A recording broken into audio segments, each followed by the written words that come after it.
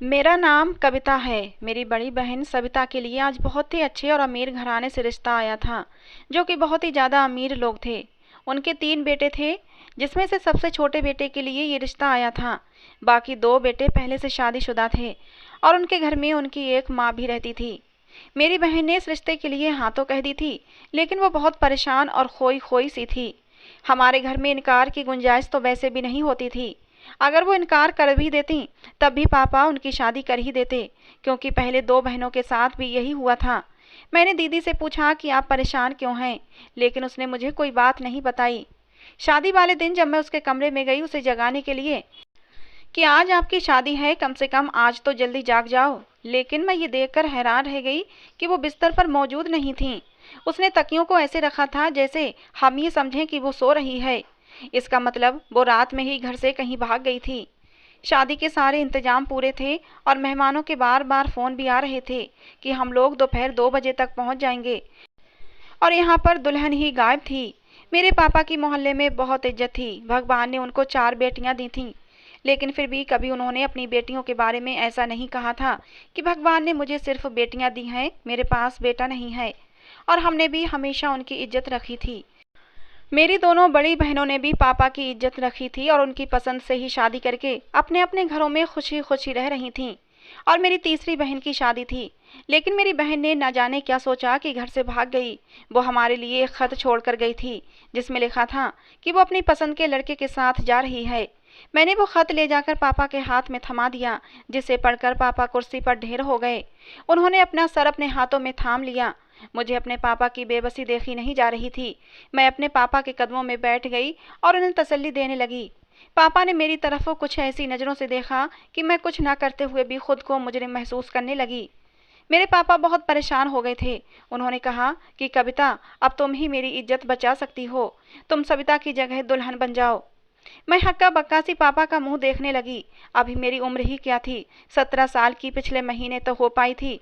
लेकिन फिर भी अगर पापा की खातिर मैं ये कुर्बानी देने के लिए तैयार भी हो जाती, तो क्या लड़के वाले इस बात के लिए मान जाते? वो तो मेरी बहन को पसंद करके गए थे। जब तक बारात नहीं आई थी सब कुछ नॉर्मल था। फिर मेरी माँ लड़के की माँ को बुलाकर लाई, उनको रो रो कर सारी बात बताई, उनके कदमों में बैठ गई और कहने लगी कि हमें माफ़ कर दो, हम बहुत मजबूर हैं, हमारी इज्जत रखें, हमारी छोटी बेटी से अपने बेटे की शादी करने के लिए मान जाएं। अगर बारात वापस चली गई तो हमारी बहुत बदनामी होगी। मेरी बहन की सास बहुत ही अच्छी और भली औरत थी, 3 बार तीर्थ यात्रा पर भी जा चुकी थी। उन्होंने मेरी माँ के कंधे पर हाथ रखा और कहा कि आपको फ़िक्र करने की कोई ज़रूरत नहीं है, इसमें आपकी कोई गलती नहीं है। आपके साथ जो हुआ है वो आपकी बेटी ने किया है, इसमें आपका कोई दोष नहीं है, आप चिंता ना करें, हम आपकी छोटी बेटी को स्वीकार कर लेंगे और मैं भी अपने बेटे को समझा दूंगी। उन्होंने उसी वक्त अपने बेटे को सारी बात समझा दी। दिल पर पत्थर रखकर मैंने भी शादी के लिए हाँ कर दी, नहीं तो मेरे माँ बाप किसी को मुंह दिखाने के काबिल नहीं रहते। घूंघट के अंदर ही मैंने सारी रस्में की थीं और जल्दी जल्दी विदाई रखी गई थी, ताकि ज़्यादा देर न लगे और लोगों को बातें करने का मौका न मिल सके। मेरे माँ बाप ने उनसे कहा था कि हमारी इज्जत रख ली है आप लोगों ने, आपका हमारे ऊपर बहुत बड़ा एहसान है, हमारी बेटी हमेशा आपका ख्याल रखेगी। मैंने भी कसम खाई थी कि जिस औरत ने मेरे घर की इज्जत बचाई है, मैं हमेशा उसके साथ अच्छा व्यवहार करूंगी। मैं उस घर में चली गई। मैं अपनी सास के छोटे बेटे की पत्नी थी। उन्हें अपने छोटे बेटे से बहुत मोहब्बत थी। उन्होंने कहा कि तुम्हें परेशान होने की कोई ज़रूरत नहीं है, मेरी दोनों बड़ी बहुएं थोड़ी अजीब हैं, मैं उनको पसंद करके लाई थी, लेकिन उन्होंने अपना रंग दिखा दिया। तुम उनकी बातें एक कान से सुनो और दूसरे कान से निकाल देना। ये तुम्हारा अपना घर है, आराम से रहो। मैं बहुत परेशान थी, माँ बाप के लिए भी और अपनी बहन के लिए भी, लेकिन अब मेरी नई ज़िंदगी शुरू हो गई थी। मैं शादी के लिए तैयार नहीं थी। मुझे क्या पता था कि आज मेरी बहन की जगह मेरी शादी हो जाएगी। मुझे लगा मेरी बहन तो भाग गई है, लेकिन मुझे आग में झोंक गई है। लेकिन ऐसा नहीं था। वो तो बदकिस्मत थी जो इतने अच्छे घर को लात मारकर चली गई थी। चाहे वो किसी भी महल में गई हो, लेकिन ये बात उसके रिश्तेदार कभी नहीं भूलेंगे कि वो भाग कर आई है। कल को अगर उसे भगवान ने बेटी दे दी, तो उसको सब यही कहेंगे कि तुम्हारी माँ अपने घर से भाग कर आई थी। लेकिन घर से भाग जाने वाली लड़कियां इस बारे में सोचती ही नहीं है। इतनी सी बात उनको समझ नहीं आती कि घर से भागी हुई लड़कियों की कोई इज्जत नहीं होती है। मेरी सास बहुत ही अच्छी औरत थी। कहते हैं जिसके दिल में भगवान का डर होता है वो इंसान बुरा हो ही नहीं सकता। बुरा इंसान हमेशा वही होता है जो भगवान को भूलकर बैठा होता है। मेरी सास पूरा दिन हाथ में माला पकड़कर बैठी रहती, हर समय भगवान की पूजा अर्चना में लगी रहती, घर के मामलों में भी नहीं बोलती थीं। पता नहीं उनको देखकर मेरे दिल को एक सुकून सा आ जाता था। लेकिन इस घर में रहते हुए मैंने ये बात नोट की थी कि उनकी इस घर में कोई इज्जत नहीं थी, उनसे पूछकर कोई भी काम नहीं किया जाता था। यहाँ तक कि उनके बेटे उनके साथ बदतमीजी करते रहते। कोई भी बेटा या बहू उनके खाने पीने का ख्याल नहीं रखता था। मेरी सास शुगर की मरीज थी, लेकिन उनका कोई भी खाने पीने का इंतजाम नहीं रखा जाता था। जो घर में बन जाता वही खा लेती थीं। आज घर में चावल बने थे, लेकिन मैंने अपनी सास को कहा कि आपके लिए चावल अच्छे नहीं हैं, मैं आपके लिए रोटी सब्जी बना देती हूँ। लेकिन उन्होंने कहा नहीं, मुझे आदत नहीं है, जो बन जाता है मैं वही खा लेती हूँ। मैं किसी पर बोझ नहीं बनना चाहती, और वैसे भी चावल खाने से थोड़ी सी शुगर बढ़ भी जाएगी तो क्या हो जाएगा। लेकिन मैंने कहा कि मैं अलग से आपके लिए सब्जी रोटी बना देती हूँ, ज़्यादा टाइम नहीं लगेगा। ये कहकर मैं किचन में आ गई और अपनी सास के लिए सब्जी और रोटी बनाने लगी। वहाँ अपनी सास के लिए खाना बनाते हुए मुझे थोड़ी देर हो गई। तब तक मेरा पति भी आ चुका था। वो कमरे में चला गया, लेकिन मैं उसके पीछे नहीं गई थी, क्योंकि अभी किचन में थोड़ा सा काम रहता था। मैंने सोचा रोटी सब्जी बनाकर मम्मी जी को दे ही देती हूँ, उसके बाद ही कमरे में जाऊँगी। वो कमरे में चला गया था, जबकि उसने मुझसे कहा था कि जैसे ही मैं घर आया करूँ तो तुम मुझे कमरे में ही मिला करो। मैं जब कमरे में गई तो गुस्से के मारे उसका बुरा हाल था। वो कहने लगा कि मैंने तुमसे कह रखा है कि मेरे आने पर तुम मुझे कमरे में मिला करो, फिर आज मुझे कमरे में क्यों नहीं मिली। मैंने कहा कि मैं आपकी माँ के लिए रोटी बना रही थी, इतना गुस्सा करने की क्या ज़रूरत है। मेरे पति ने अब मुझ पर और भी गुस्सा करना शुरू कर दिया कि मैं आधे घंटे से आया हुआ हूँ और तुम मुझे ये भी नहीं पूछ सकती कि मुझे कुछ चाहिए या नहीं। जाओ पहले मेरे लिए खाना लाओ। मैंने कहा मैं तो आपकी माँ की ही सेवा कर रही थी, आपको तो इस बात पर खुश होना चाहिए, बल्कि उल्टा आप मुझ पर गुस्सा कर रहे हैं। अपने पति के आगे की बात सुनकर मैं हैरान हो गई जब उसने कहा कि कोई ज़रूरत नहीं है मेरी माँ की सेवा करने की, बाकी भाभियाँ भी तो नहीं करती। अगर तुम ये जिम्मेदारी अपने सर ले लोगी तो फिर तुम्हें हमेशा ही ये सब करना पड़ेगा। जो मेरे हिस्से का टाइम मेरी माँ को दोगी तो मैं खुश नहीं रहूँगा। मैं हैरान थी कि उनकी भी तो किसी ने सेवा करनी है। मेरे पति ने कहा कि तुम मेरी माँ को छोड़ो, वो खुद अपना ख्याल रख लेंगी, उनके पास बहुत पैसा है। मुझे इस बात पर अजीब लगा, लेकिन फिर भी मैंने अपनी सास की सेवा करना बंद नहीं की थी। मैं उनकी सेवा करती रहती थी, क्योंकि मैं ये बात भूल नहीं सकती थी कि उन्होंने हम पर इतना बड़ा एहसान किया है। अगर उस टाइम वो इनकार कर देती और शोर मचा देती तो आज हमारी इज्जत मोहल्ले में 2 टके की भी नहीं रहनी थी। और दूसरी बात, वो मेरी सास थीं, इसलिए भी मेरा फ़र्ज़ बनता था कि मैं उनकी सेवा करूं। ये लोग दूसरे शहर में रहते थे, इसलिए मेरे किसी भी ख़ानदान वाले को ये नहीं पता था कि अपनी बहन की जगह मैं विदा हो गई हूँ। वो यही समझ रहे थे कि मेरी बहन विदा हुई है और मैं अपने मामा के घर चली गई हूँ। मेरे माँ बाप ने रिश्तेदार और मोहल्ले वालों से ये कह दिया था कि मेरी बहन और उसका पति बाहर के देश चले गए हैं। मेरे माँ बाप अपनी इज्जत बचाने के लिए बहुत से झूठ बोलते रहे, क्योंकि ज़माना तो जवाब मांगता है, ज़माने को जवाब देना ही पड़ता है। सर्दियों का मौसम आ रहा था। मेरी सास ने सबको पैसे दिए और कहा कि अपने अपने लिए गर्म कपड़े ले आओ। लेकिन जब वो मुझे पैसे देने लगी तो मैंने कह दिया कि मुझे पैसे नहीं चाहिए, अभी तो मेरी शादी हुई है, मेरे पास बहुत सारे कपड़े हैं। मेरी जेठानी ने कहा कि तुम्हारे हिस्से के पैसे मैं रख लेती हूँ। इस बात पर मैं हंसने लगी। मेरी सास ने कहा कोई बात नहीं, तुम्हें चिंता करने की ज़रूरत नहीं है, ये कविता के पैसे हैं, उसको चाहिए होंगे तो वो मुझसे ले लेगी, ये उसके पैसे मेरे पास सुरक्षित रखे हैं। इस बात पर मेरी जेठानी ने कहा आपके पास तो बहुत कुछ पड़ा हुआ है, लेकिन पता नहीं सुरक्षित है या नहीं। इतना कहकर वो अपने कमरे में चली गई। मेरी सब जेठानियाँ मेरी सास को दबे दबे शब्दों में ताने मारती रहती थीं। मैंने अपनी सास से कहा भी कि आप क्यों इन सब की बातें सुनती हैं, जवाब क्यों नहीं देती। उन्होंने कहा मुझे जवाब देने की आदत नहीं है, इन सब की खुशकिस्मती समझो या मेरी बदकिस्मती कि मेरा पति इनकी शादियों से पहले ही मर गया। वो इस दुनिया से चला गया, नहीं तो सबको सीधा कर देता। वो बहुत ही सख्त इंसान था, बस दुनिया से जल्दी चला गया। सारी ज़िंदगी पैसे कमाता रहा, जब घर बैठने का समय आया तो उनको मौका ही नहीं मिला। तभी तो ये बच्चे इस कदर बिगड़ गए हैं, अब मेरी बात भी नहीं सुनते, इसीलिए मैंने इनके मामलों में अब बोलना ही छोड़ दिया है। लेकिन एक बात कि मेरी दोनों जेठानियों के अभी तक कोई औलाद नहीं थी। उनकी शादी मेरी शादी से 3 साल पहले हो चुकी थी। मैं अपने पति से छुपकर अपनी सास की सेवा किया करती थी कि कहीं उसे पता न चल जाए। लेकिन एक दिन अचानक वो घर में दाखिल हुआ, तब मैं अपनी सास के पांव दबा रही थी। मेरी सास ने कहा कि फ़ौरन अपने कमरे में चली जाओ, नहीं तो मेरा बेटा तुम्हें डांटने लगेगा। मैं सोच रही थी, डांट तो मुझे पड़ती ही रहेगी। मैं अपने कमरे में आ गई तो मेरे पति ने कहा, तुम इतनी चालाक नहीं लगती हो, लेकिन तुम तो बहुत ज़्यादा चालाक हो। मैंने कहा, क्या मतलब? उसने कहा, तुम मेरी माँ की सेवा इसलिए करती हो कि तुम्हें भी पता चल गया है कि सारी जायदाद की वो अकेली वारिस हैं और जल्दी ही अपनी वसीयत लिखने वाली हैं, और तुम चाहती हो कि वो सारी जायदाद तुम्हारे नाम पर हो जाए। अपने पति की ये बातें सुनकर मैं हैरान रह गई थी। इस बात पर मैंने अपने पति से कहा कि ऐसी बात नहीं है, आपको तो पता है उन्होंने हम पर कितना बड़ा एहसान किया है। मेरे पति ने कहा, इसमें तुम्हारा तो कोई दोष नहीं है। इस बात पर मैंने शुक्रिया किया कि चलो मेरा कोई कसूर नहीं है, मेरा पति इस बात को तो मानता है। मुझे लगा हर बात के लिए मुझे ही दोषी करार दिया जाएगा। मेरी बहन की ना तो कोई कॉल आई थी, ना ही किसी तरह से उसने हमसे कोई कांटेक्ट किया था। वो तो ऐसी आंखें फेर गई थी कि दोबारा वापस नहीं आई। एक दिन मेरे बड़े जेठ के कमरे से लड़ाई की आवाज़ें आ रही थीं, यहाँ तक कि मेरे पति की भी आँख खुल गई। उसने कहा, ये रोज़ का काम है, आराम से कान बंद करके सो जाओ। अगले दिन तीनों भाई भाई बैठे थे। मुझे चाय बनाने को कहा, मैं चाय बना कर ले आई, मगर मैंने सुना वो सब वसीयत के बारे में बात कर रहे थे। शाम को वो सब मेरी सास के कमरे में चले गए और उनसे बहस करने लगे। बहस करते करते मेरे जेठ ने मेरी सास का मुंह दबोच लिया और कहने लगे, सीधी तरह से वसीयत बनाओ। ऐसा लगता था वो अभी अपनी माँ को मार देंगे। मेरी सास ने कहा कि मैं मर तो नहीं रही जो इतनी जल्दी वसीयत देकर चली जाऊं। तुम लोगों को शर्म आनी चाहिए इस तरह की बातें करते हुए। सब कुछ तुम लोगों का ही है। जेठ और मेरी जेठानियों का यही कहना था कि आप अपनी ज़िंदगी में ही हमें सारा हिस्सा लिख कर दे दें, नहीं तो बाद में बहुत समस्या खड़ी हो जाएगी। फिर अभी तो आपके साइन करने से सब कुछ ठीक हो जाएगा, बाद में हजार तरह की समस्याएं आने लगती हैं। पापा जिंदा होते तो अभी तक ये सब कुछ कर चुके होते। मेरी सास ने कहा, अगर तुम्हारे पापा जिंदा होते तो तुम सबके मुंह पर थप्पड़ मार चुके होते कि माँ जिंदा है और तुम लोगों को वसीयत की पड़ी है।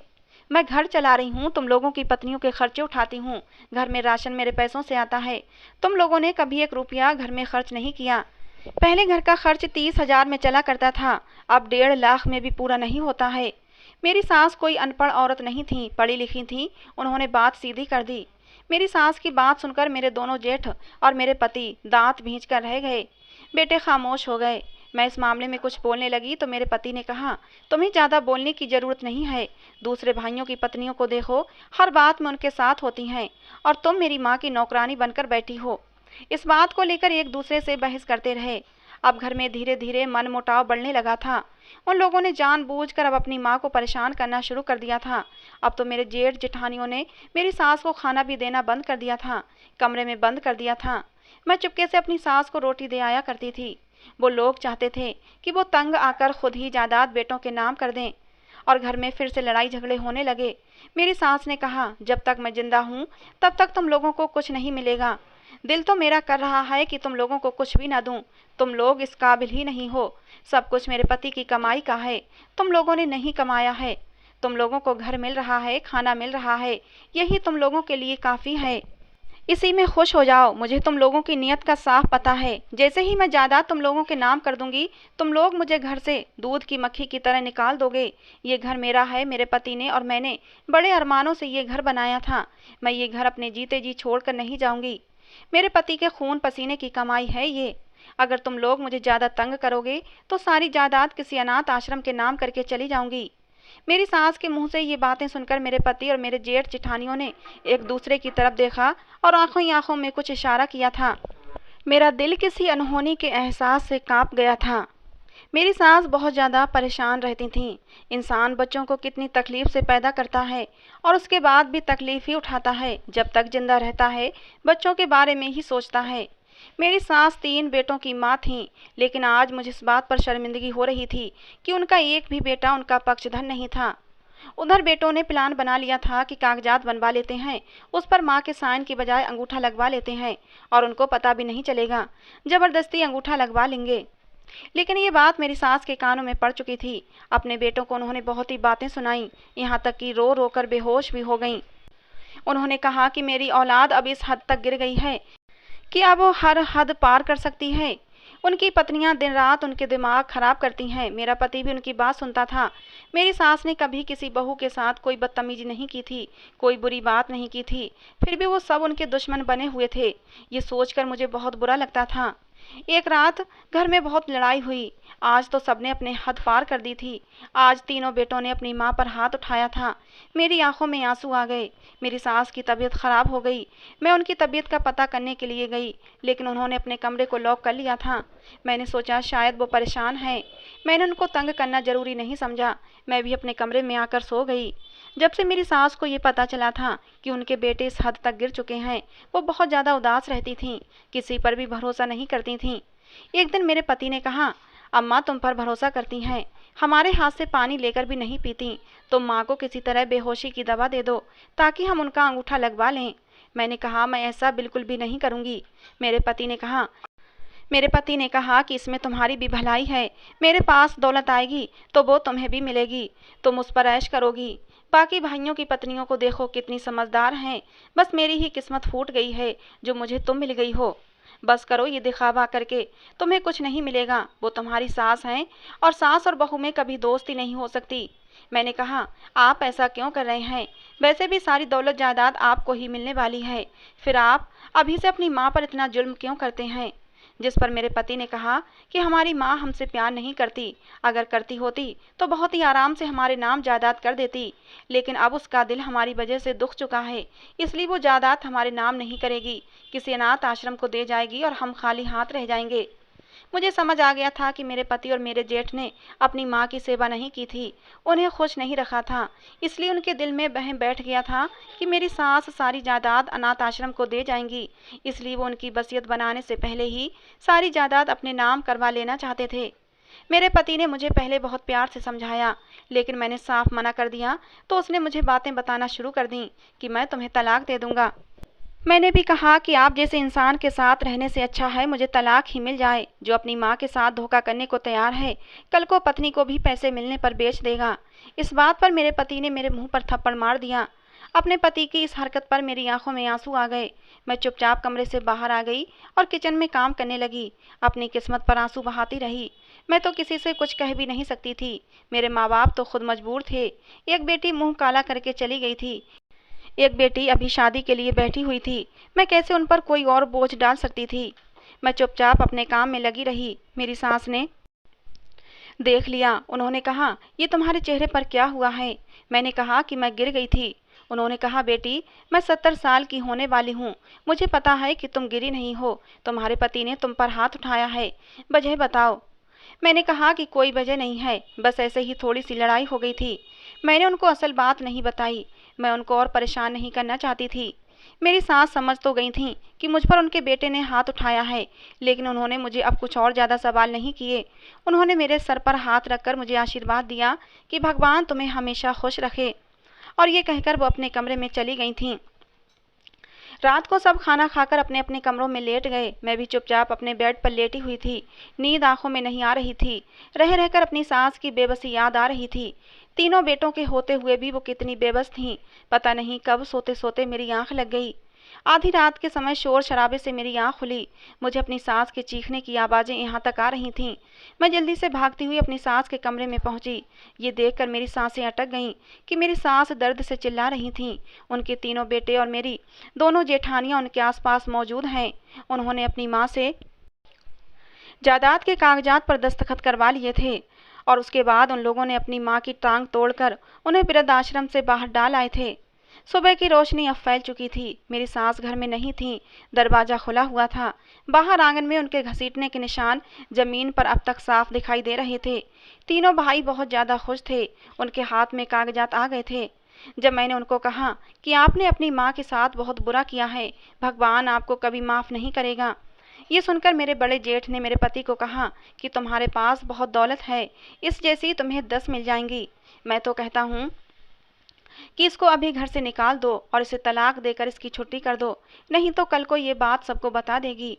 मैं कहना तो बहुत कुछ चाहती थी, लेकिन उस समय मेरे दिमाग में यही बात चल रही थी कि मैं जल्दी से जाकर अपनी सास की मदद करूं, जिनके साथ इन सब ने बहुत बुरा किया था। जायदाद अपने नाम करवाने के बाद उन्हें घर से निकाल दिया था। मैं फौरन घर से बाहर निकल कर जाने लगी। जाने से पहले मैंने इतना ज़रूर कहा था कि तुम लोगों ने जो किया है उसकी सज़ा तुम्हें ज़रूर मिलेगी। उन्होंने कहा, अपनी आंखें खोल कर देखो, हमारे हाथ में इस समय करोड़ों की जायदाद के पेपर हैं। हमें सज़ा नहीं बल्कि मज़े मिलने वाले हैं। मेरे पति ने कहा, मैं तुझे तलाक के पेपर तेरे घर भेज दूंगा और तेरे घर वालों को बदनाम कर दूंगा। मेरी आंखों में आंसू थे। मैं फौरन घर से बाहर निकल गई थी और अपनी सास को तलाश करने लगी। लेकिन जैसे ही मैंने घर से बाहर कदम रखा, मैंने अपने दोनों कानों पर हाथ रख लिए क्योंकि ज़मीन बुरी तरह से हिलना शुरू हो गई थी। शायद भूकंप आ गया था। मैं वहाँ से भागने लगी। इतना भयानक भूकंप मैंने पहले कभी नहीं देखा था।